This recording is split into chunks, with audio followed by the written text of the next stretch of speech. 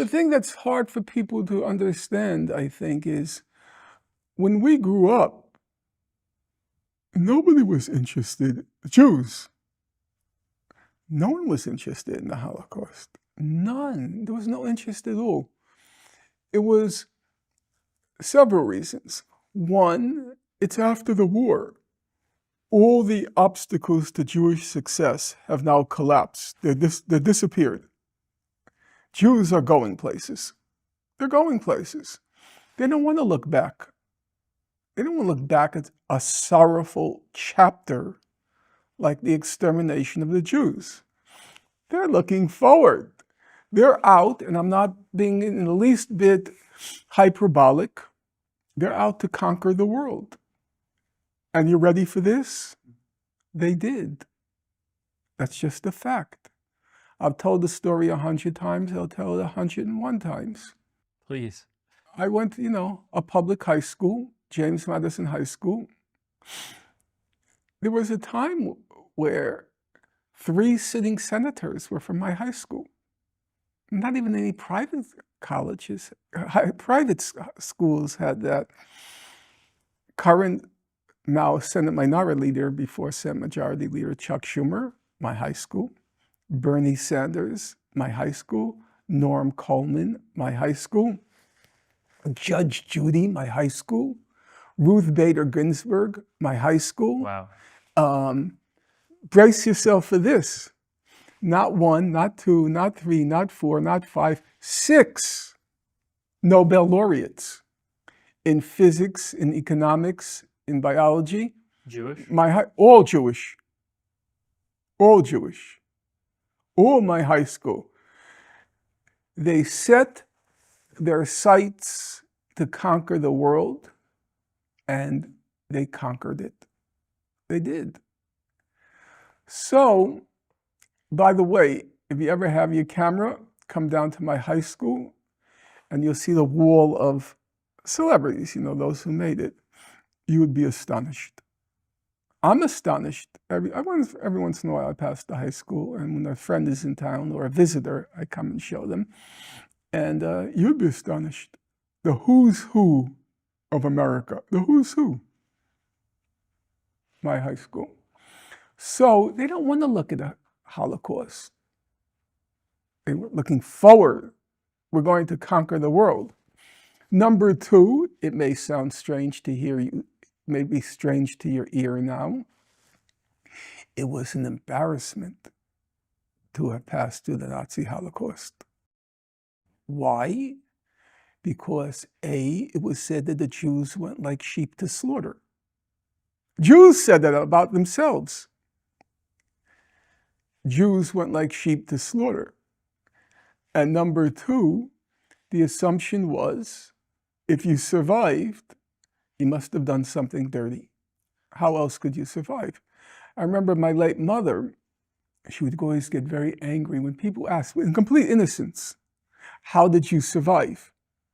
Because she thought it was a subtle dig. Yeah.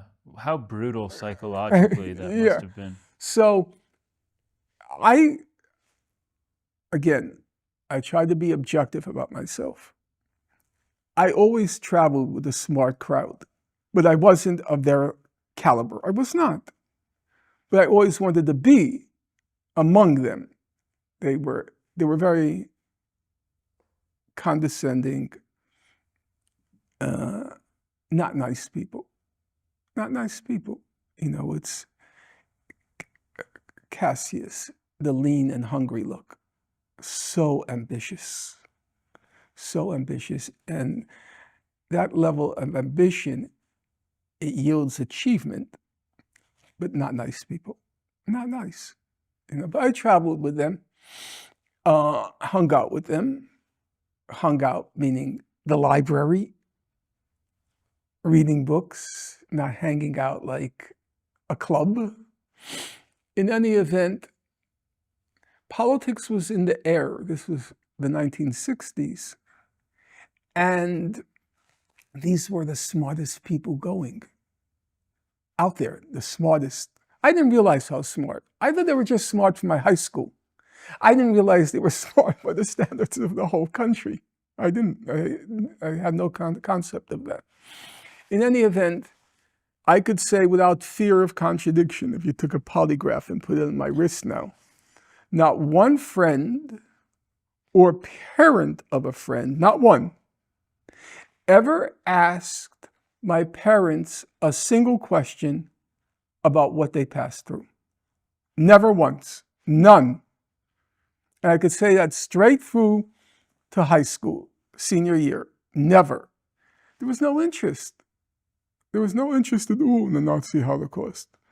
Things radically changed beginning after the June 1967 war, but particularly after, in the 1970s, I wrote a little book on the subject, The Holocaust Industry, in which I chronicle how this industry was created literally out of nothing. I mean, you'll be surprised, let's say, when Hannah Arendt writes her book, Ackman in Jerusalem. That was 1964. The book comes out. And you look at the bibliography. And she had an exhaustive bibliography. Do you know how many books in the English language in the Nazi Holocaust? Do you know how many books? 2. 2. It wasn't, and you know the famous story, you don't know it, I shouldn't say you know it. The greatest historian of the Nazi Holocaust is a fellow named Raoul Hilberg. Raoul Hilberg. Hilberg, Hilberg. And he wrote the foundational work. He effectively created the field called Holocaust Studies. The book is called The Destruction of the European Jews. The Destruction of the European Jews. His advisor at Columbia was a fellow named Franz Neumann, who was a great German sociologist, anti-fascist German sociologist. And when Hilberg approaches him and asks him, you know, I'm going to do a dissertation on the extermination of Jews. And Neumann replied to him, "Don't do it. You'll have no career." Because at that point in time, we're talking about the early 50s now, when Hilberg is a graduate student, it's after the war. And who is our main ally in Europe? Germany, West Germany. And mentioning the Holocaust was seen as being pro-communist because you're undermining our alliance with the Germans. Because the whole German, aside from Adenauer, who was the head of the German government, the chancellor, they were all ex-Nazis. Because if you were of the left, you went to the East Germany. If you stayed in the West, you're an ex-Nazi. So you can't bring up the Holocaust, which is another reason it wasn't mentioned. Because the only ones who talked about the Holocaust were the communists.